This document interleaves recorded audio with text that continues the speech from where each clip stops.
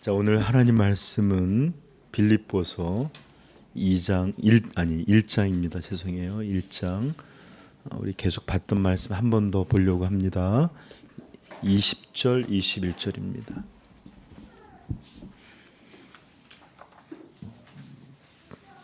같이 한번 우리 소리 내어 읽겠습니다. 천천히 의미를 생각하면서 같이 읽읍시다. 나의 간절한 기대와 소망을 따라 아무 일에든지 부끄러워하지 아니하고 지금도 전과 같이 온전히 담대하여 살든지 죽든지 내 몸에서 그리스도가 존귀하게 되게 하려 하나니 이는 내게 사는 것이 그리스도니 죽는 것도 유익함이라. 아멘.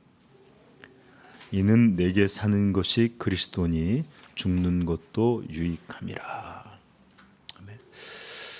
자, 먼저 설교를 드리기 전에 여러분들한테 먼저 죄송한 말씀을 좀 드려야 될 것 같습니다. 여러분들 오늘 제가 여러분들을 좀 불편하게 했으면 좋겠습니다. 여러분들의 마음이 아주 번거롭고 답답하고 불쾌하게 되기를 좀 기대하고 있습니다.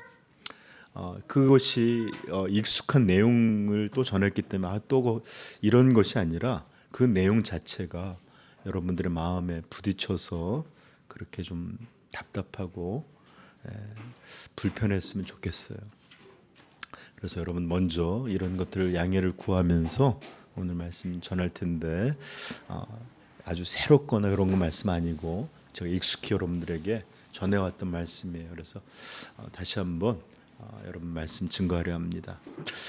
자, 우리는 지난주에 여러분들 들으셨던 것처럼 구원이 최종적인으로 주어지는 미래적인 사건일 뿐만 아니라 벌써 현재적이라는 사실을 우리는 잘 알고 또 그런 것들을 들어왔습니다. 그렇습니다. 반드시 우리의 구원은 우리가 영화롭게 되는 그 구원의 완성들을 얻는 여러분들 복을 누리게 될 것입니다. 그러나 구원은 벌써 우리가 회개하고 예수 그리스도를 믿어 영접할 때 벌써 우리에게 임한 완전한 현실이다라는 것들 여러분들이 좀 깨닫게 되기를 바랍니다. 자, 그렇다면 이 우리에게 임한 벌써 완전한 현실, 이것은 어떤 모양, 어떤 우리에게 구체적으로 나타나느냐? 그것은 영적으로는 우리가 사탄에게 속해 있던 자들이 예수 그리스도에게 속하게 되는 이런 일들을 우리 영혼에서 만듭니다. 소유가 바뀌는 거예요. 어둠의 나라에서 빛의 나라로, 사탄의 왕국에서 하나님의 왕국으로 이렇게 바뀌어지는 영적인 변화가 있습니다. 시민권도 변하죠. 그렇죠? 세상에서 천국 시민으로. 자, 그렇다면 이렇게 영적으로 변한 이런 것들은 실제적으로는 어떻게 우리에게 작용하고 나타나는가? 저는 지난주에 여러분들에게 아주 주요한 핵심적인 것 여러분들에게 증거했죠.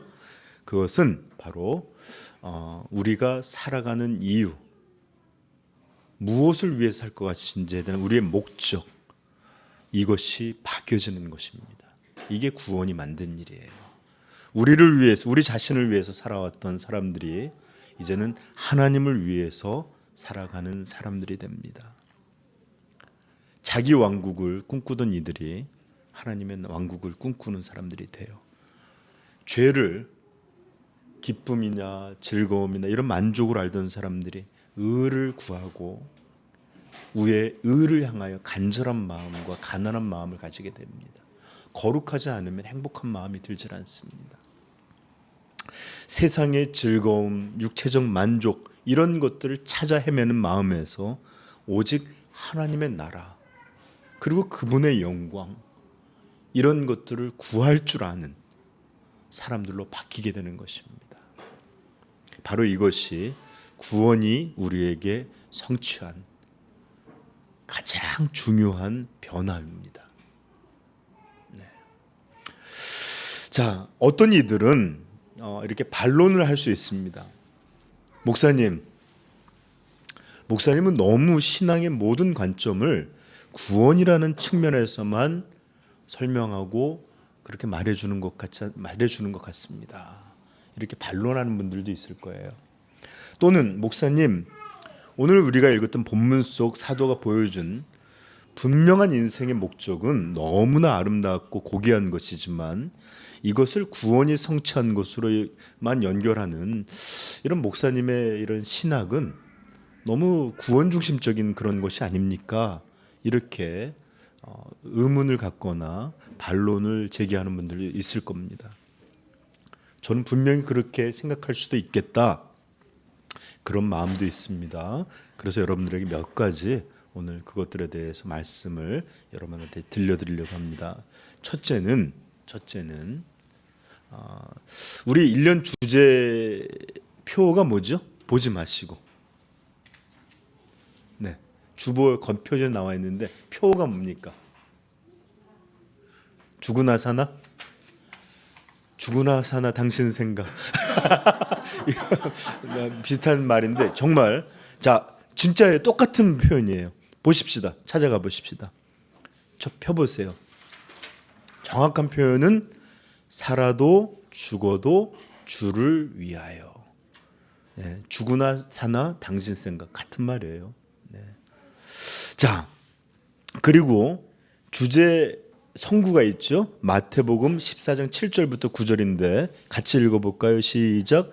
우리 중에 누구든지 자기를 위하여 사는 자가 없고 자기를 위하여 죽는 자도 없도다. 우리가 살아도 주를 위하여 살고 죽어도 주를 위하여 죽나니 그러므로 사나 죽으나 우리가 주의 것이로다. 이를 위하여 그리스도께서 죽었다가 다시 살아나셨으니 곧 죽은 자와 산 자의 주가 되려 하심이라. 아멘. 아멘. 자, 여기서 우리가 주목해야 될 어구는 바로 9절에 시작하는 말입니다. 뭐라고 되어 있죠? 이것을 위하여, 이를 위하여. 우리가 살아도 주를 위해서 살고 죽어도 주를 위해서 죽나니 바로 이것을 위하여 그리스도께서 죽었다가 다시 살아나셨으니. 즉 이렇게 인생의 목적이 주를 위해서 살게 하려고, 또 죽는 것, 이거 살고 죽는 것 인생의 전체입니다. 이 모든 것이 그리스도를 위해서 살게 하시려고 십자가에 죽으셨고 또 이것들을 살게 하시려고 다시 죽음에서 부활하셨다. 이게 로마서 14장 9절의 말입니다. 아멘. 그래요. 저 좀 봐요. 예수님이 우리를 위해서 죽으시고 살아나신 이 구원의 일은 우리로 살든지 죽든지 주를 위해서 살게 하는 목적의 변화, 이것을 위해서 주께서 죽으시고 살아나셨다. 아멘. 네, 제 말이 아니죠? 자, 이것을 고린도후서 5장 15절은 더 분명하게 말씀해 주시죠. 찾아보십시다. 이거 중요한 말씀이기에. 고린도후서 5장 15절. 거의 이것과 병행 구절이라 할 만큼 똑같은 구절입니다. 찾아보겠습니다. 읽겠습니다. 그가 모든 사람을 대신하여 죽으심은, 이유를 말할 겁니다. 이제 다 읽어봅시다. 살아있는 자들로 하여금 다시는 그들 자신을 위하여 살지 않고 오직 그들을 대신하여 죽었다가 다시 살아나신 이를 위하여 살게 하려 함이라. 아멘. 예수께서 십자가에 우리를 대신하여 죽으심은 다시는 그들 자신을 위하여 살아가는 이런 목적이 아니라 그를 위하여 죽었다가 살아나신 이를 위하여, 이 목적, 이 이유로 살게 하려고 우리를 위해서 대속의 죽음을 죽으시고 살아나셨다. 네, 저 좀 보세요. 이것이 예수님이 우리를 위해서 죽으신 이유입니다. 우리를 구원하신다는 말이 이렇게 실제적으로 작용하는 이 표현이 바로 이거예요. 그리고 이것이 바로 우리를 구원하게 되면 그 영광스러운 구원이 우리 안에서 성취하게 되는 그런 실제 모습입니다. 우린 구원받았다 그랬죠? 영적으로는 지옥에서 천국으로. 그렇지만 실제적인 현재 이루어지는 구원의 이런 모습 어떤 것이냐? 다시는 자기를 위해서 살아가는 게 아니라 자기를 위하여 죽으신 이를 위하여 살게 만드시는 것. 이게 바로 구원이 우리를 위해서 만드신 일이에요. 아멘. 전에는 나를 위해서 살았습니다. 주를 위해서 살아야 된다는 이 말이 저는 너무 거북하고 듣기 싫었어요. 내 인생은 무엇이냐? 그럼 나는 내 삶은 도대체 의미가 없는 것이냐? 나는 주가 아니라 나는 어떤 그런 것들을 위해 살아. 그랬는데 이제 그리스도를 알고 난 저는 이 말씀이 너무 영광스럽고 은혜되고 기쁘고 좋습니다. 감사합니다. 그전 초라한 자기 하나를 위해서 살아가는 인생이 아니라 이 우주의 왕, 이 놀라운 구속주를 위해서 살아가게 하시려고 우리를 위해서 죽으시고 우리를 위해서 살아나셨다. 그냥 우리를 죄에서 건지시는 것만도 영광인데 가장 고귀하신 분을 고귀한 것을 위해 살게 하시는 그런 영광의 삶으로 우리를 바꿔주시는구나. 이걸 깨닫게 되니까요, 이 말씀이 예전처럼 답답하고 거부감이 드는 게 아니라 너무 감사하고 좋아요. 여러분, 우리가 바로 그런 사람들입니다. 그래요. 이제 우리는 우리를 위해 죽었다가 살아나신 이 예수 그리스도, 때로 우리는 나의 사랑이요 라고 고백하는 이분, 이 하나님의 아들, 나의 구원자, 이분을 위해서 살아갑니다. 그게 바로 성도예요. 그게 바로 그리스도인들이에요. 그게 바로 여러분들입니다. 그게 바로 교회입니다. 교회. 아멘. 이것은 잘 들으세요. 구원이 이룬 성취뿐만 아니라 이것 자체가 구원이에요. 아멘. 이게 바로 구원이라고. 여러분 묵상해 보시면 좋을 것 같아요. 구원이 성취다 이해돼요, 그렇죠? 바꾼 거니까. 그런데 왜 이것을 목사님은 이것 자체가 구원이다. 네, 구원의 실제 모습이 이거예요. 자, 첫 번째 저는 여러분들에게 오늘 주제 선구를 통해서 제가 처음에 여러분들에게 말씀드렸던 것이 특이한 제 개인의 신학이 아니라는 것을 여러분 이해시켰고, 두 번째는 산상수훈에 배웠던 말씀을 통해서 우리가 살펴보기를 바랍니다. 자, 산상수훈 6장 24절부터 한번 같이 읽어볼까요?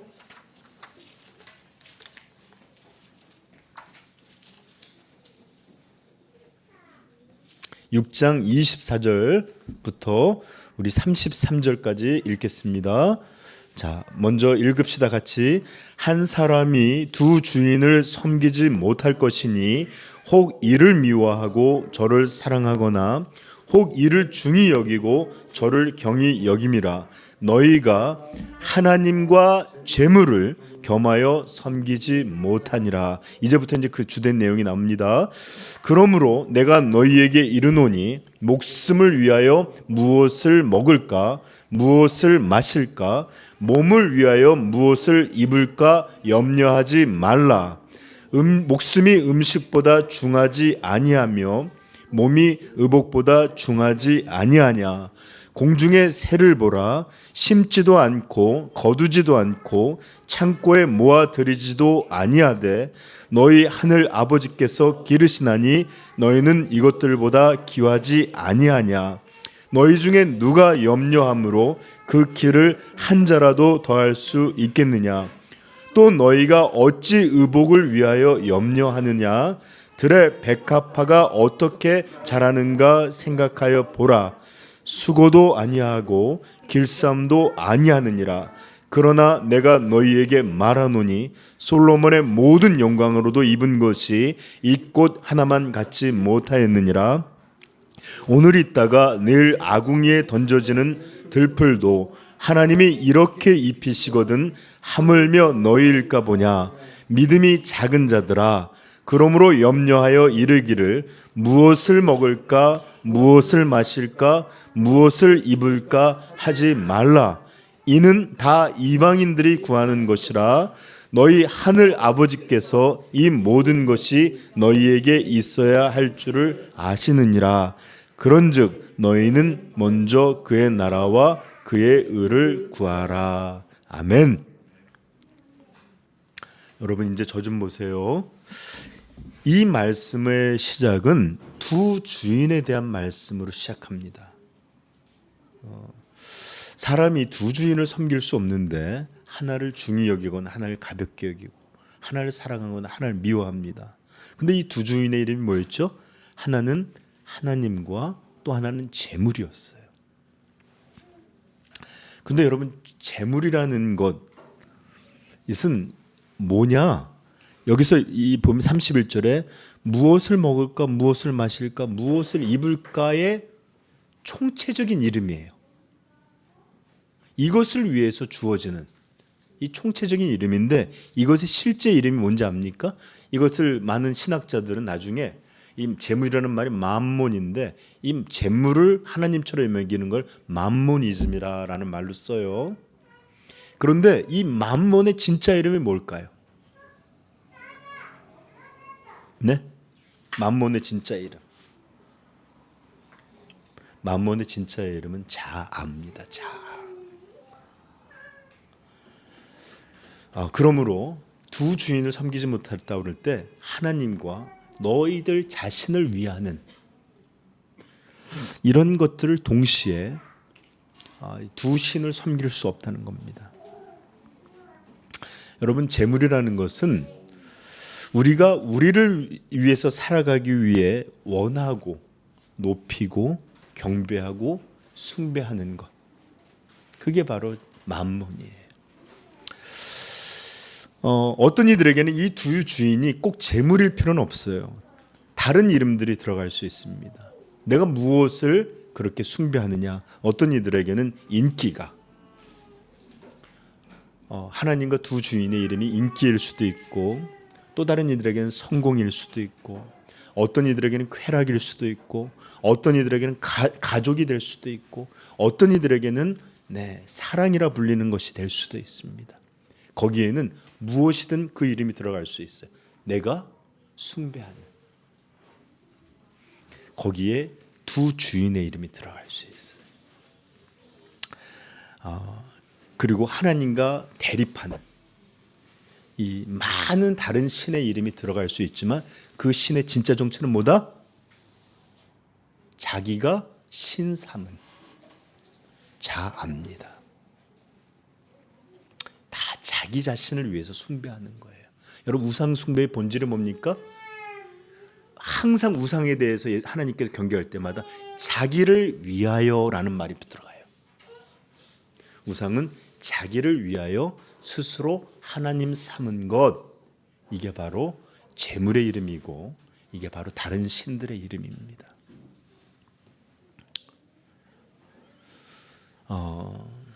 여러분들 예수님께서는 32절에 보면 우리 자아가 재물을 숭배해서 그렇게 원하고 얻고자 하며 이것을 다른 말로 표현하면 염려라고 말할 수도 있고 희망 또는 욕망이라고 말할 수도 있는 것들을 32절 이것들에 대해서 이런 삶을 살아가는 사람들에 대해서 한마디로 뭐라고 말했죠? 네, 이방인들이 구하는 것이라. 이방인들의 삶이라. 바로 이것이 하나님을 믿지 않는, 하나님을 모르는 이방인들이 구하는 것이요, 이방인들의 특징이요, 이방인의 그런 모습이라는 거예요. 그럼 이방인의 반대말은 뭘까요? 하나님의 백성입니다. 믿는 자들입니다. 그리스도인들입니다. 그렇다면 하나님 나라에 속하게 된 참되게 구원받은 이 백성들, 이 제자들, 이 성도들이 구하는 것은 무엇일까요? 너희는 먼저 그의 나라와 그의 의를 구하라. 아멘. 네. 우리가 주를 위하여 산다라는 말은 굉장히 다양한 말로 이해될 수 있어요. 첫 번째는 하나님의 영광을 위해 산다는 말이에요. 두 번째는 그의 나라를 위해서 산다는 말이에요. 여러 가지로 표현될 수 있습니다. 자, 여기서 너희는 할 때 너희는 누구를 가리키는 말일까요? 우리 모든 그리스도인을 말하는 겁니다. 먼저, 이 말은 무엇보다 앞서서라는 말도 있어요. 그리고 먼저라는 말은 이것이 중심이 되라는 말이기도 해요. 그런데 정확한 이 뜻을 너희는 먼저라고 할 때 가장 좋은 표현으로다가 우리가 만약에 이해한다면 어떤 뜻일까요? 먼저라는 말은 그렇다면 하나님 나라 구하고 두 번째는 너희가 이방인들과 같이 구해도 된다는 얘기예요? 아니죠. 먼저라는 말은 오직이라는 의미를 담고 있는 말입니다. 오직.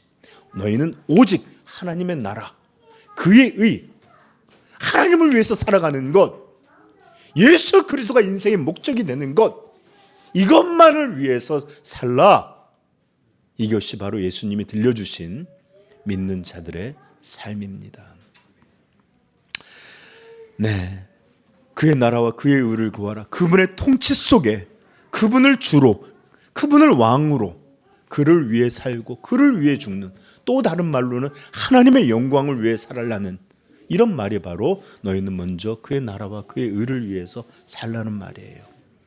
바로 이 말씀이 하나님을 모르는 이방인들의 삶이 아닌 예수 그리스도를 자신의 주로 고백하고 영접한 우리 성도들의 삶이 어떠하여야 되는지를 들려주신 말입니다. 성도는 자아를 목적으로 삼는 삶이 아니라 우리 주 예수 그리스도를 위하여, 그분을 위하여 살아가는 목적이 바뀐 사람들입니다. 이게 바로 구원의 참 모습입니다. 아멘. 네. 그러므로 이거 개인의 신학이 아님을 좀 이해하셨죠? 여러분, 우리 아까 그 교회의 표어가 뭐라 그랬죠? 네, 살아도 죽어도 주를 위하여. 네. 근데 이 말씀을 나왔던 성경 구절은 꽤나 많은 사람들이 오해를 하거나 왜곡된 이해 방식을 갖는 사람들이 참 많아요. 우리 중에 누구든지라고 할 때 자기를 위하여 사는 자가 없고 자기를 위하여 죽는 자가 없도다. 또 우리가 살아도 주를 위하여 죽어도 주를 위하여 죽나니 그러므로 사나 죽으나 우리가 주의 것이로다. 여기서 오해는 어떤 오해냐? 우리가를 말하는 게 도대체 어떤 사람들을 지칭하는 말이냐? 이것에 대한 오해가 너무 많아요. 아니면 약간 의도적인 왜곡이 있을 수도 있습니다. 저 좀 보세요. 어떤 사람들은 우리가가 우리 중에 또는 우리가 살아도 주를 위하여 또는 우리가 주의 것이로다 이런 말할 때 우리는 누구를 말하느냐? 많은 사람들이 저 좀 보세요. 베드로부터 시작해서 마띠아까지 이르는 12사도 플러스 바울 사도까지 말하는 사도들을 말하는 것으로 이해하는 사람들도 있습니다. 이해하고 싶은 것이지. 그렇게 보려고 할지도 모릅니다. 그래서 사도들 우리는 누구든지 주를 위해 자기를 위해 사는 자가 없고 맞죠? 그리고 어떤 이들은 이것은 바울이 함께 팀을 이루어서 복음을 전하는 바울의 사역팀들, 즉 특별하게 인생을 헌신한 디모데요, 누가요, 이런 사람들처럼 바울의 사역팀들로 보고자 하는 사람들도 있습니다. 그래서 이렇게 생각합니다. 그래, 사도라면, 그래 적어도 이 복음을 전하는 사역자들이라면 그래 자기를 위해서 살아가는 것이 아니라 또 주를 위해서 살아가는 이런 사람들이지, 이렇게 우리는 생각할 수 있어요. 그래야만 저 좀 보세요. 자신과 분리되어 생각할 수 있겠죠? 나는 배제시킬 수 있잖아요. 그렇게 생각해야 자신이 현재의 영적인 이런 실제의 모습에 대한 불안감이나 죄책감이나 암울함이나 이런 것들을 피할 수 있잖아요. 그렇죠? 나는 사역자가 아니고 나는 사도도 아니고 그냥 일반 평성 신도니까. 근데 여러분, 이런 마음들 속에 우리 인간의 본 모습을 좀 살펴보길 바라요. 우리 인간은 언제나 불안한 진실, 불편한 진실보다는 편한 마음을 선호합니다. 언제나 걱정 없이 그저 안전한 상태를 갈구하는 마음이 있어요. 진짜 진실이 중요한 게 아니에요. 그냥 마음의 평화가 있기를 바라요. 여러분, 우리가 현실의 삶에서 얼마나 우리의 문제, 우리의 실제, 우리가 닥쳐있는 우리의 삶의 이런 모습들을 얼마나 도피적으로 우리가 살아가는지를 우리가 직시하고 피하지 않고 바라보고 깨닫게 된다면 여러분들은 정말 깜짝 놀랄 거예요. 어떻게 이런 중대한 문제가 실제로 우리 앞에 있는데도 불구하고 마치 제가 그러죠. 이렇게 큰 매나 독수리가 꿩이나 새들에게 달려들면 새들은 어떻게 한다 그러죠? 후다닥 피하기보다는 아무것도 없는 것처럼 불안해서 땅에 아무것도 없는데 모기를 쫓는 흉내를 낸답니다. 안 본 것처럼 여기는 거예요. 이런 위험한 상황이 너무 불안하니까 없는 것처럼 생각을 하는 겁니다. 이런 방식으로 우리는 언제나 우리의 불안과 걱정, 불편함, 이런 것, 고통 이런 데서 항상 도망 다니는 삶을 살아갑니다. 그래서 저는 현대인을 현실 도피자들이라고 부르고 싶어요. 현실 도피자들. 자, 저 좀 보세요. 그러나 오늘만큼은 잠깐이라도 좋습니다. 우리들의 현재에, 우리들의 실존에 잠시라도 직면할 수 있기를 부탁드립니다. 자, 이제 사도는 7절, 8절 계속해서 우리 중에 우리가 이렇게 말했지만 9절에 가서 이것이 누구를 말하는 것인지를 정확하게 드러내는데 9절 한번 읽어볼까요? 시작. 이를 위하여 그리스도께서 죽었고 위를 위하여 그리스도께서 다시 사신 것입니다. 이런 말씀을 하세요. 그렇죠? 9절 읽어볼까요? 시작. 이를 위하여 그리스도께서 죽었다가 다시 살아나셨으니. 14장 9절 다시 한번 읽어볼까요? 시작. 여기 주보 펴세요. 찾지 마시고 느린데. 시작. 이를 위하여 그리스도께서 죽었다가 다시 살아나셨으니 곧 죽은 자와 산 자의 주가 되려 하심이라. 아멘. 네, 이를 위하여 그리스도께서 죽었고 이를 위하여 그리스도께서 다시 살아나셨다. 이렇게 말씀해 주고 있어요. 그러므로 사도는 지금 이것이 사도나 또는 특별한 헌신된 사역자들이나 이렇게 한정적으로 묶어주는 우리가 아니라 즉 예수 그리스도의 십자가와 부활로 즉 복음으로 건져낸 모든 사람들을 지금 우리라고 부르고 있다는 것을 우리가 이해하게 됩니다. 아멘. 이 우리는 사도도 아니고요, 헌신된 사역자들도 아니고 특별한 어떤 사람들이 아니라 예수께서 나를 위해서 죽으셨고 나를 위해서 사셨습니다 고백하는 모든 그리스도인들이 우리예요. 그리스도인들을 위해서 사시고 죽으신 것입니다. 그러므로 우리는 바로 모든 성도들을 말하는 겁니다. 그러므로 자신을 나는 그리스도인입니다, 나는 성도입니다, 나는 예수 그리스도에게 속한 그의 제자입니다 라고 믿고 고백하는 이들, 예수 십자가가 그 피가 나를 위한 것이고 그의 부활이 내 생명을 위한 것이다 라고 믿는 모든 이들, 그들의 삶의 이유와 목표는 반드시 살아도 죽어도 주를 위하여 사는 것으로 바뀌어 있어야만 합니다. 아멘. 이것이 예수께서 우리를 구원하신 이유이기 때문에 그래요. 오늘 사도가 그것을 우리에게 이렇게 고백하였습니다. 나의 간절한 기대와 소망을 따라 아무 일에든지 부끄러워하지 아니하고 지금도 전과 같이 온전히 담대하여 살든지 죽든지 내 몸에서, 이 내 몸이라는 말은 내 생명이라는 말이에요. 내 생명에서 그리스도가 존귀하게 되려 하나니 이는 내게 사는 것이 그리스도니 죽는 것도 유익함이라. 저 좀 보세요. 모든 하나님의 백성은 이런 고백이 있어야 합니다. 아멘. 이것은 영적으로 최고의 경지에 올랐던 이 바울 사도와 같은 사람들만 고백할 수 있는 위대한 고백이 아닙니다. 하나님의 아들의 죽음으로 구원받았다고 믿는 모든 사람들의 당연한 고백이 오늘 이 진리고 이 본문 속 말씀입니다. 아멘.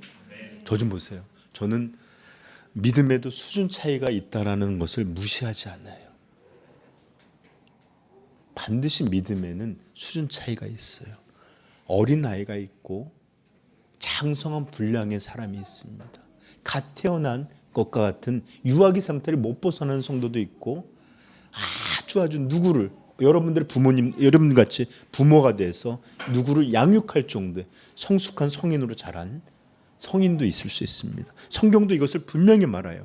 히브리서 5장 12절 이렇게 말합니다. 때가 오래되었으므로 너희가 마땅히 선생이 되어야 될 터인데 너희가 다시 하나님의 말씀의 초보에 대하여 누구에게 가르침을 받아야 할 처지이니 단단한 음식은 못 먹고 젖이나 먹어야 할 자가 되었도다.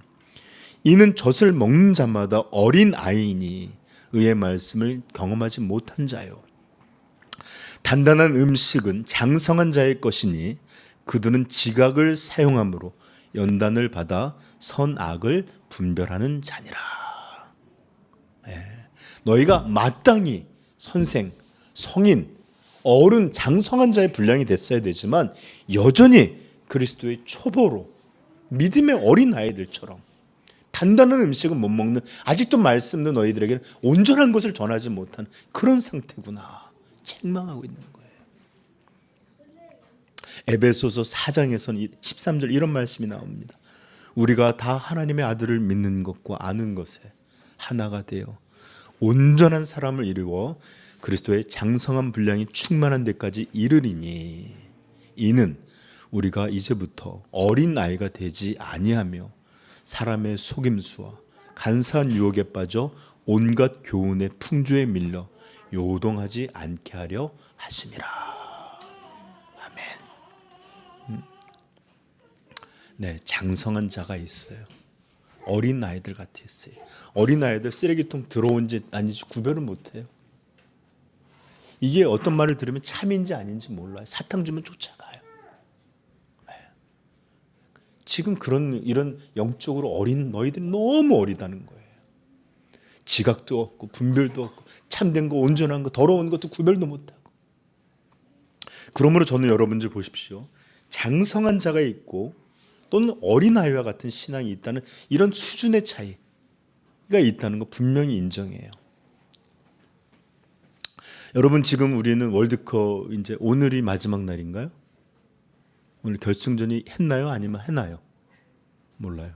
우리 분들은 오직 영적인 것만 관심이 있어서 네 이렇게 네 그렇게 월드컵이 아니라 우리 설교나 듣고 이러고 있어서 참 너무 귀합니다. 자 그런데 이 월드컵에 등장한 사람들 보면 각 나라를 대표한 최고의 선수들이에요. 그런 사람들이 기량을 펼쳐서 부딪히는 겁니다. 그 중에서도 더 강한 나라가 있겠죠. 축구 실력이 더 월등한 그런 나라들이 승리하게 될 것입니다. 그 선수들을 보면 정말 하늘 위에 하늘이에요.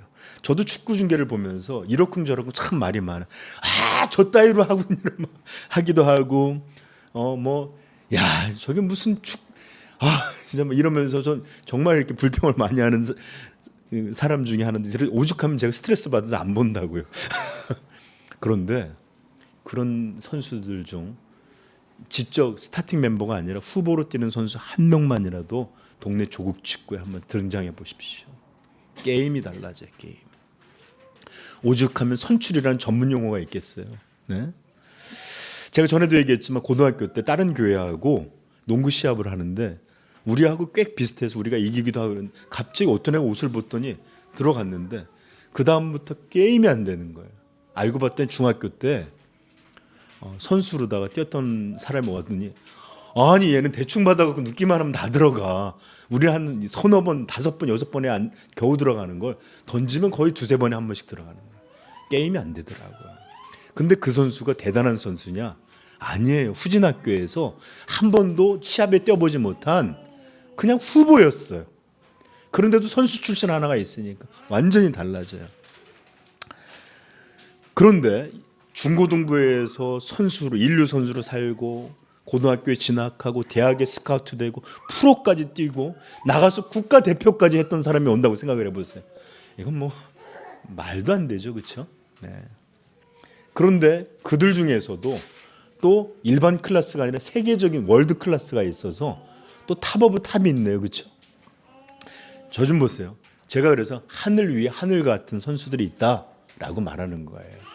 우리는 몰라보지만 진짜로 뛰었던 사람들은 저게 얼마나 놀라운 기량이고 대단한 것인지 알게 될 거예요. 그렇죠? 그런데 여러분, 이런 대표적인 축구 선수들 중에 지금까지는 메시와 호날두가 최고였어요. 그렇죠? 그 사람이 뛰는 거 보면 그렇게 월드 클래스들 중에서도 뭔가 달라요. 그죠? 그런데 그런 놀라운 사람들도 아이였을 때가 있을 것이고 그들의 모습은 바로 우리 미나나 성민이처럼 기고 기뚱거리고 겨우 서서 막 바들바들 떠는 그런 어린아이 때도 있었을 것입니다. 그렇죠? 그러므로 우리가 사도를 보면서 마치 축구 경기에 메시나 호날두를 보는 것처럼 얼마나 위대한 신앙인가. 이렇게 우리는 그분의 놀라우신 예수 그리스도를 닮아간, 그리고 그분이 예수님이 얼마나 놀라우신 분이면 한 사람을 이렇게까지도 바꿔놓을 수 있는가, 이런 것들을 바라볼 수 있을 거예요. 그러나 아까도 얘기했지만 호날두 메시도 어린 아이들 때가 있었을 거예요. 아마 그럼에도 어린 아이 때 메시나 호날두를 전혀 생각할 수 없었을 그때에도 그들은 여전히 동일한 어떤 것을 갖고 있었을 거예요. 실제의 움직임은 아이 때와 호날두, 메시 때는 비교할 수 없는 것이죠. 미나가 저렇게 이렇게 맨날 매여 있는 호날두, 메시가 그렇게 미친 듯하게 달려가서 기량을 보이는 상상할 수 없잖아요. 그렇죠? 그럼에도 아이 때부터 지금 최전성기에 있는 때까지 동일한 게 있어요. 어떤 거죠? 먹어야만 살고 숨쉬고 울고 웃고 희노애락에 따라 살아가는 인간의 모습은 저 아이도, 그 아이가 가장 장성해서 전성기의 모습이 돼도 똑같은 모습을 갖고 있습니다. 비록 그것이 드러나는 현상에 있어서는 어마어마한 차이는 있어도 그 아이의 한 사람의 생명을 이루는 본질에 있어서 똑같다는 말이에요. 우리 그리스도인들도 똑같습니다.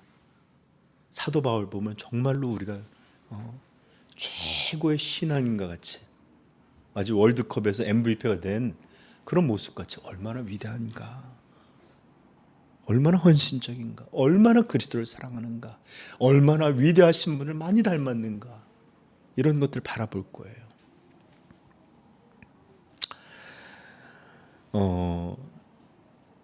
정말로 예수 그리스도를 위해서 자기 목숨까지도 이렇게 존귀한 것으로 여기지 않는 것을 볼 때마다 우리는 놀라움과 함께 정말 감탄을 하게 될 거예요.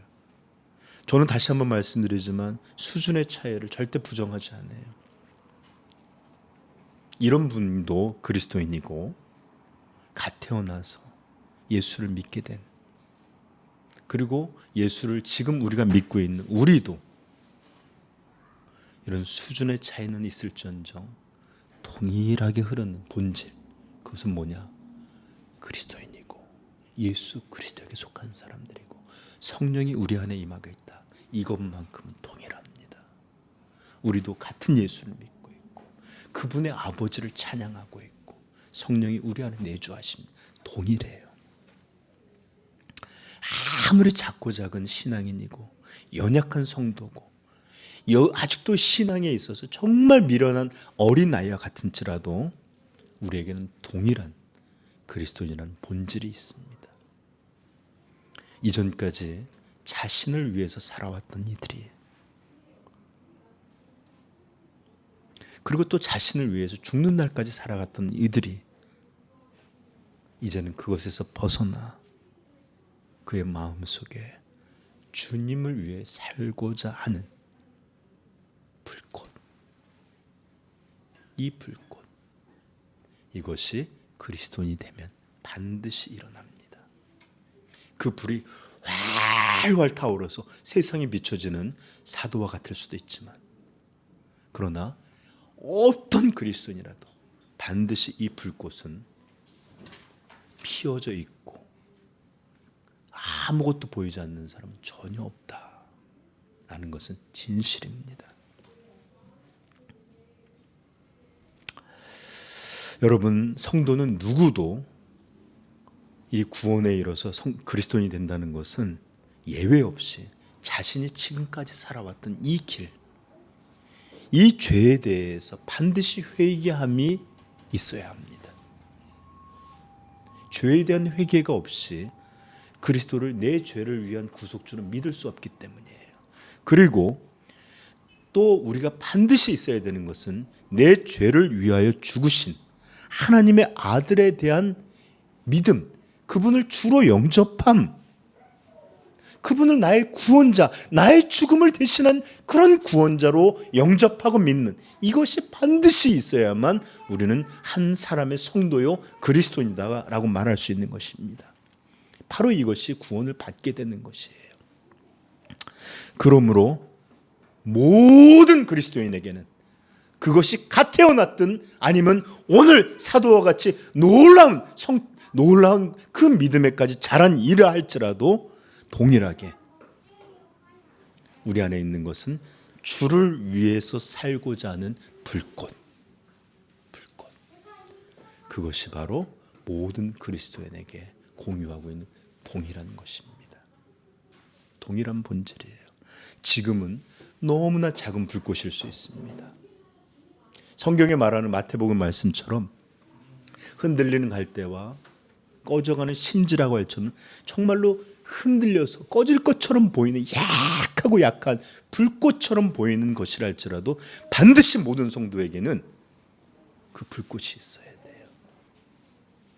메시나 호날두만 숨쉬고 먹고 자고 하는 게 아니라 아기에게도 그 미약한 숨결이고 그 먹는 것이 미약하고 움직이는 것이 미약할지라도 반드시 생명이 있고 먹고 마시고 살고 이런 동일한 생명의 본질이 흐르는 것처럼 우리 그리스도인은 위대한 이나 가장 작은 이나 동일한 것이 있어요. 그것은 뭐냐? 예수 그리스도를 위해서 살고자 하는 인생의 목적이 바뀐 그런 불꽃입니다. 왜요? 우리는 성경을 봤습니다. 이를 위하여 예수께서 죽었다가 살아나신 것이기 때문에 그렇습니다. 네. 그리고 이 불꽃은 비록 흔들려서 꺼져가는 것처럼 보일지라도 잘 들으세요. 절대로 꺼지지 않습니다. 우리는 흔들릴 수 있어요. 약해질 수 있어요. 그러나 없지는 않아져요. 꺼질 수 없어요. 그리고 정상적이라면 이 불꽃은 반드시 조금 더 확장되어 타오르는 불꽃이 되어갑니다. 세상의 불꽃과는 달라요. 세상의 불은 막 태우면 확 일어나지만 연료가 소모되면서 줄어드는데 이 불꽃은 그렇지 않아요. 하나님이 우리에게 성령을 통해서 주어지는 불꽃이기에 점점 무한하게 타오르는 불꽃입니다. 바로 이 불꽃이 있는 자가 예수 그리스도의 사람들입니다. 이것이 그리스도인들, 그리고 이것이 성도입니다. 그리고 여러분 잘 들으세요. 이것이야말로 성경이 보여주고 있는 가장 보편적이고 일반적인 성도의 모습입니다. 성도란 누구냐? 성도란 누구냐? 자신을 위해서 사는 자가 아니라 그리스도를 위해서 사는 자들이다. 그런데 여러분, 오늘날 우리는 정말 이상한 모습들을 교회 밖에서 믿음 없는 이방인들에서가 아니라 교회 안에서 자신을 성도요, 그리스도인으로 고백하는 사람들 안에서 이상함을 보게 됩니다. 하나님을 향하여 아무것도 보이지 않는 사람도 성도라 부르고 있습니다. 불꽃이, 그 온기가 전혀 드러나지도 않고 느껴지지도 않는데도 자신은 그리스도인이라고 생각을 합니다. 하나님을 찬양하고 예수 그리스도를 높이는 찬양을 들어도 그 곡조가 새롭고 즐거움을 줘야만 즐거워할 줄 알 뿐이고, 속 깊은 곳에서 자기를 구속하신 이분에 대한 진정한 기쁨이 만들어지는 게, 흘러나오는 게 보이지도 않습니다. 예배를 드릴 때 즐거움 볼 수 없습니다. 갈망의 흔적도 보이지 않아요. 겨우겨우 버티고 도장 찍는 것처럼 느껴지는 그런 일들도 많습니다. 하나님의 말씀이 선포될 때 엄한 얘기를 하는 게 아니라 우리를 구원하신 예수, 하나님의 사랑, 하나님의 나라, 이 복음, 이런 것을 외쳐도 그들은 반응하지 않습니다. 기뻐할 줄은 모릅니다. 감격도 없고 그것에는 갈망도 원함도 느껴지지 않습니다.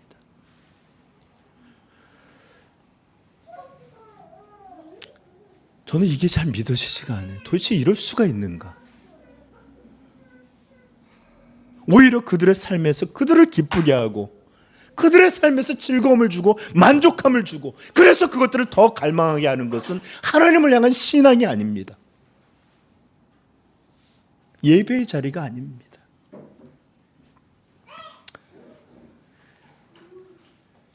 그들이 기뻐하는 것은 풍요요, 안정이요, 사람들로부터 받는 인정과 존중이요, 어떻게 하든지 자기를 재밌게 하는 즐거움과 많은 것을 소유하고 소비하는 것에서 오는 즐거움, 세상의 욕망, 욕심, 관심, 그득한 마음들, 이런 것들로 살아가고 이런 것들을 기뻐합니다. 그들도 물론 적당히 도덕적으로 살 줄 압니다. 적당히 나쁜 사람이 아닌 적당히 착한 사람들의 모양이 있어요. 이분들 악인들 아닐 것입니다.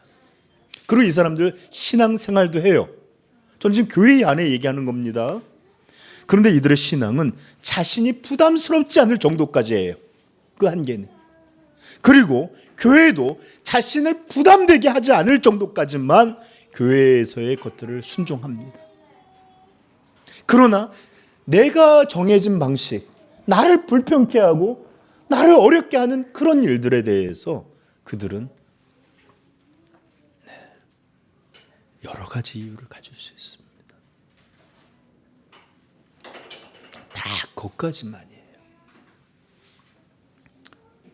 그럼에도 이들은 자신들의 이렇게 생각을 합니다. 내가 믿음에 있어서 신앙이 조금 모자르고, 내가 예전에는 그러지 않고 그렇지만 지금 예전과 같지는 않지만 그래도 난 참 성도고, 그래도 난 아직도 그리스도인이다, 이렇게 생각해요. 정말 너무나 관대한 확신들을 가지고 살아갑니다. 믿음은, 놀라운 믿음은 바로 자신들에 대한 이런 확신 속에서, 그리스도에 대한 복음에 대한 확신이 아니라 자신에 대한 확신 속에서 위대한 믿음들을 보게 돼요. 증거가 보이지 않는데도 믿고 있고 확신합니다. 마치 예수님이 요한복음 20장에서 예수께서 이르시되 도마에게 너는 나를 본고로 믿느냐? 보지 않고 믿는 자가 복되다 하시도다 하는 것처럼, 증거를 볼 수도 없는데 온기도 열 곳도 없는데, 아무것도 그들에게 보여줄 믿음의 증거들이 없는데도 자신은 성도다, 구원받았다.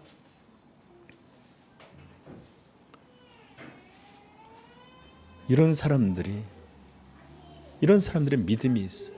제가 얼마 전에 재밌는 걸 봤는데, 미국에 있는 사람들을 리서치했더니 누가 과연 그럼 천국에 갔을까 했더니 1등이 마더 테레사였대요. 무려 64% 사람이 선택을 했는데,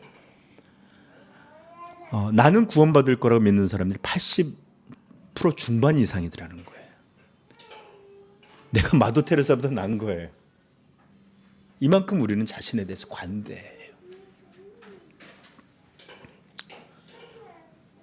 여러분, 제가 하는 말이 억울하고 좀 답답하십니까? 그렇다면 제발 불꽃을 이제는 보여주십시오. 예수 그리스도를 위해서 살아가고 있는 그의 마음의 증거들이 좀 나타나십시오. 내가 하나님을 향하여 살고 있다는 이 목적의 분명한 삶의 증거들이 예배 가운데, 말씀을 배우는 것 가운데, 모든 삶의 가운데 제발 그런 증거들이 여러분들에게 나타나시기를 축복합니다. 야고보는 이렇게 말합니다. 어떤 사람들은 말하기를 너는 믿음이 있고 나는 행함이 있으니 행함이 없는 너의 믿음을 내게 보이라. 나는 행함으로 나의 믿음을 보이리라. 야고보처럼 우리도 정말로 그리스도인이라면, 정말로 예수가 나를 위해서 죽으신 분이라고 믿는다면 그 불꽃이 그를 위해 살아가는 분명한 이런 삶의 증거들이 보여줄 수 있기를 다시 한번 축복합니다. 여러분, 이런 설교를 하면 많은 반론들을 겪어요. 목사님, 이것은 그저 목사님의 개인적 신앙일 뿐이지 않습니까? 이렇게 어떤 분들은 목사님 맨날 왜 우리를 조종하십니까? 요즘 아주 흔한 말이 있죠. 뭐 가스라이팅이라는 말도 하는데, 이 말은 사실 조종한다는 말이잖아요. 왜 자꾸 우리를 그런 식으로 몰아가고 불편하게 하고 죄책감으로 목사님 유도하려는 거 아닙니까? 또 반대로 점잖게, 목사님 그건 너무 맨날 그렇게 보수적이고 너무 이렇게 좁고 편협한 그런 방식의 생각 아닙니까? 이렇게 점잖게 저한테 물어오실 분도 있어요. 저는 여러분들, 그런 분들에게 대답하고 싶어요. 그렇다면 우리가 오늘 읽었던 성경에 들려주셨던 이야기들도 제가 지어낸 말입니까? 아니면 문맥도 없이, 원래 그런 내용이 아닌데 제가 멋대로 해석해서 나를 위해서 그런 만들을 만들었다는 말입니까? 그리고 또 그리스도를 위해 죽어왔던 수많은 무명의 그리스도인들, 이들의 삶은 도대체 무엇을 말해주는 것입니까? 여러분 생각해보면, 제가 왜 여러분들을 조종합니까? 제가 왜 여러분들을 그저 불편하게 합니까? 차라리 여러분들을 띄워주고 훌륭하다 말해주고 기쁘게 하고 안심시키면 제가 목회하는데 얼마나 도움이 되겠어요. 우리 목사님 최고시다, 내 아픔 알아주시네, 이렇게 우리 목사님처럼 인정 많고 마음 넓고 우리를 이해하시는 분이 어디 있어. 저도 좋지 않아요, 그렇죠? 근데 저는 뭐하러 여러분들을 괴롭힐까요? 제가 이것으로 얻는 게 무엇입니까? 여러분, 제가 이것 이렇게 하면 여러분들은 저에게 막 뭔가를 갖다 주나요? 아니면 제가 더 유명해지나요? 오히려 여러분들은 저한테 비난할 거고, 제가 없는 그런 것들을 회피하는 것들이 더 좋을 거예요. 아마 저에 대해서 불편하게 여기고 싫어하는 분들도 있을 것입니다. 제가 이걸 모를까요? 저도 잘 알고 있습니다. 이런 설교 좋아하는 사람 아무도 없어요. 그럼에도 제가 여러분들에게 바라면서 매번 간구하며 같은 말을 하고 여러분들을 불편하게 하는 이유는, 제가 여러분들 안에서 진정한 행복을 기대하고 있기 때문에 그렇습니다. 예수 그리스도 안에 있는 이 참된 생명을 얻는 자가 누리는 진정한 복, 진정한 즐거움, 진정한 삶, 이런 것들이 여러분들 안에 있기를 바라는 소망이 있기 때문에 그렇습니다. 하나님을 아는 것이 만드는 놀라운 복락들, 내가 아닌 예수 그리스도를 위해서 살아가게 될 때 얻는 구원의 즐거움들, 죄를 이기는 그 놀라운 복락들, 이것들을 제가 바라는 것처럼 여러분들과 함께 여러분들의 삶 속에서, 여러분들의 자녀와 여러분들의 가정에서 이런 일들이 이루어지기를 소망하는 마음이 있기 때문에 자꾸 불편케 하는 것입니다. 자꾸 돌아보고 자꾸 점검하고, 정말입니까? 당신 진짜입니까? 당신 진짜로 그리스도에게 속한 사람이 맞고 정말로 예수 그리스도의 십자가 복음을 믿는 사람이 맞습니까? 묻는 이유예요.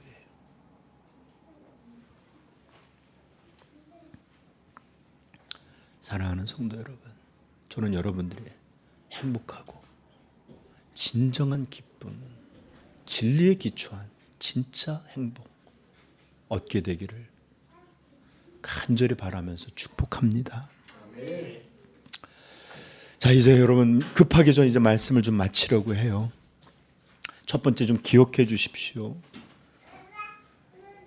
바로 이렇게 우리가 주님을 위해서 살게 되는 인생의 목적이 바뀌게 될 때, 바로 이것이야말로 우리 하나님이 수많은 죄와 허물을 이기게 하시는 구원의 능력과 구원의 은혜가 바로 이것을 통해서 이루어진다라는 것을 여러분 다시 한번 기억해 주시길 바라요.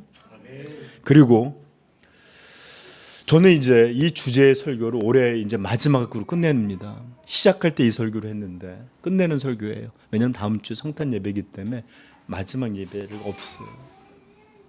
그래서 올해 주제 살든지 죽든지 주를 위하여 마무리할 텐데, 꽤나 많이 이런 주제를 다뤘는데 마지막으로 이 말씀을 전하면서 다시 한번 진지하게, 다시 한번 정말로 정직하게 나는 무엇을 위해 살고 있는가? 나는 정말로 내 삶은 예수 그리스도를 위하여, 하나님의 영광을 위하여 살고 있는가? 네, 정말로 진지하게 묻고 정직하게 물을 수 있기를 축복합니다. 그리고 만약 이것이 분명하지 않고 잘못되어 있고 내 삶이 증거들이 전부 나를 위해서 살아가는 것이라면, 내가 10년을 믿었든 20년을 믿었든 30년을 믿었든 겸손히 무릎을 꿇으시고 주여 나에게 새 생명 주시옵소서, 참된 구원을 허락해 주옵소서, 겸손히 구할 수 있고 회개하고 믿음으로 나아가기를 축복합니다. 여러분, 오늘날 시대는 잘못된 것이 거의 전부가 되어 있습니다. 그러다 보니 잘못된 것이 정상적인 것처럼 되어 이것을 기준으로 우리 자신을 바라볼 때가 얼마나 많은지를 몰라요. 그러나 저 좀 보세요. 하나님의 말씀은 영원히 변치 않는 줄 우리는 확신합니다. 믿습니다. 그리고 그 하나님의 말씀, 예수님께서는 우리에게 무엇란 말씀하셨느냐? 예수께서 대답하여 이르시되 진실로 진실로 내게 이르노니 사람이 거듭나지 아니하면 하나님 나라를 볼 수 없느니라.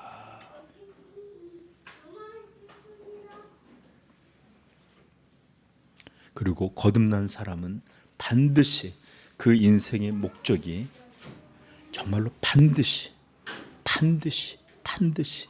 예수 그리스도와 하나님 아버지를 위해서 살고자 하는 사람들로 바뀝니다.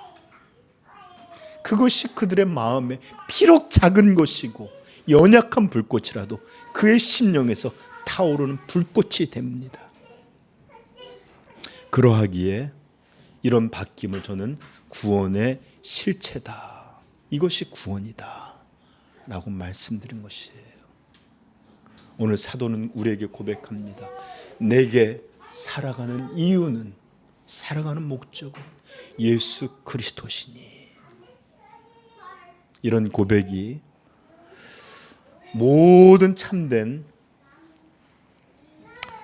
성도들의 고백이자 그리고 우리 삼위영광교회 한 명도 제외 없는 모든 성도들의 진정한 고백 되시기를 다시 한번 예수 그리스도의 이름으로 축복합니다. 우리 한번 같이 고백해 봅시다. 내게 사는 것은 그리스도시니. 아멘. 아멘. 내게 사는 것은 그리스도. 같이 기도하겠습니다.